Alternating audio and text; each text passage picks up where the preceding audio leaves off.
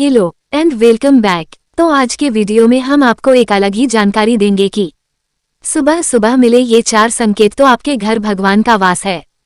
वह 4 संकेत कौन कौन से हैं? आइए जानते हैं।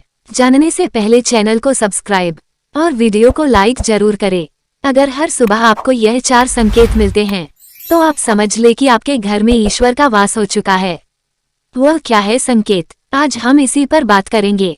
आपके घर ईश्वर का वास आपके घर में होता ही होता है, चाहे वह जिस रूप में हो या फिर अप्रत्यक्ष रूप से घर में वास करते हैं तो आपको महसूस हो ही जाता है।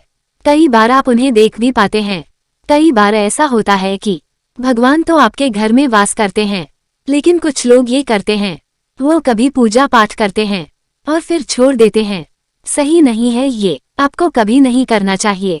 बहुत से लोग ऐसे भी होते हैं जिनके घर में ईश्वर तो वास करते हैं, ईश्वर की पूजा तो रोज करता है, लेकिन इस वीडियो में जिससे आप स्वयं जान पाएंगे कि ईश्वर आपके घर में आ चुके हैं, तो हम आपको बता दें कि जब ईश्वर आपके घर में प्रवेश करते हैं तो बहुत से बदलाव आते हैं जिसे आप महसूस कर सकते हैं।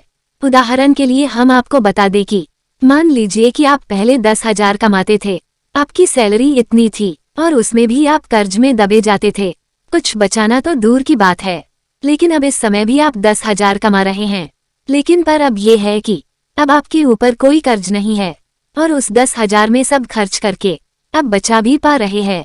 तो इसका साफ मतलब है कि अब आपके घर और आपकी पूजा का फल प्रदान करते हैं। अब फल कैसे देते हैं कि जरूरी नहीं कि वह आपकी सभी इच्छाओं को पूर्ण कर देंगे, वह आपको शक्ति प्रदान करते हैं। सभी आपके कर्मों के आधार पर आते हैं, लेकिन जो दुख है उसे सहन करने की शक्ति आपको ईश्वर देते हैं। मान ले आपका एक्सीडेंट होने वाला था, लेकिन आपको एक छोटी सी खरोच लग जाती है और वह घटना वहीं पर रुक जाती है। इतनी छोटी सी खरोच पर या आपका पड़ोसी तो कष्ट में है, लेकिन आप उससे बचे हुए हैं। आपके जीवन में वह नहीं है, जिसका अर्थ यह है कि ईश्वर आपके घर में है, आप पर कृपा कर रहे हैं।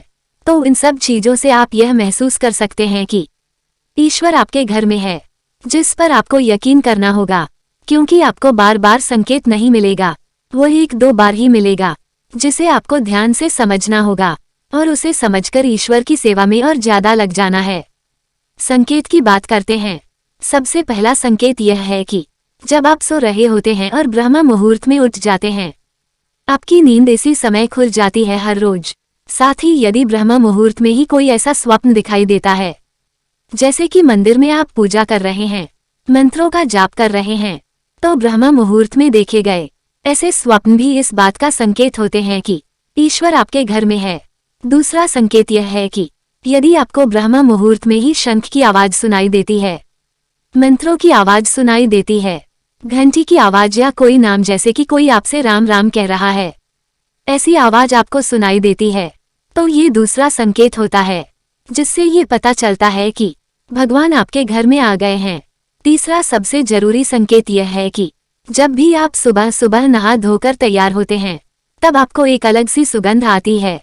अजीब सी सुगंध होती है जो आपके घर में किसी को नहीं आती, केवल आपको महसूस होती है। ये ना तो किसी इत्र की सुगंध होती है, ना ही अन्य किसी अगरबत्ती या अन्य किसी चीज की, बस आपको यह अजीब सी महक आती है। ये स्मेल आपके मंदिर घर में से आती है। अब वो घर में जिस जगह होगा वही आपको यह महक आती है, और जितना आप अपने घर के मंदिर के पास जाते हैं उतनी आपको महक ज्यादा आती है। यह महक देवी देवताओं की होती है, जिससे आपको पता चलता है कि ईश्वर आपके घर में वास कर चुके हैं। नकारात्मक ऊर्जा होती है जब इनका घर में आगमन होता है तो आपके घर के भीतर दुर्गंध आने लगती है, लेकिन जब ईश्वर का वास होता है तो सकारात्मक ऊर्जा का प्रवेश होता है, तो आपको सुगंध आने लगती है। ये बहुत ही अच्छी होती है, प्यारी सी होती है, जो आपका मन पूरी तरह मोह लेती है। चौथा सबसे बड़ा संकेत, जब भी आप पूजा करने जाते हैं तब इस समय यदि कोई जीव यानी कि कुत्ता बिल्ली आ जाए या फिर अन्य कोई भी व्यक्ति आपके द्वार पर आ जाता है और यह आपके साथ हफ्ते में 3-4 बार लगातार हो रहा है कि एक ही समय में ही वह आ रहे हैं, तो इसका मतलब है कि ईश्वर आपके घर में दस्तक दे रहे हैं, उनका आगमन हो रहा है।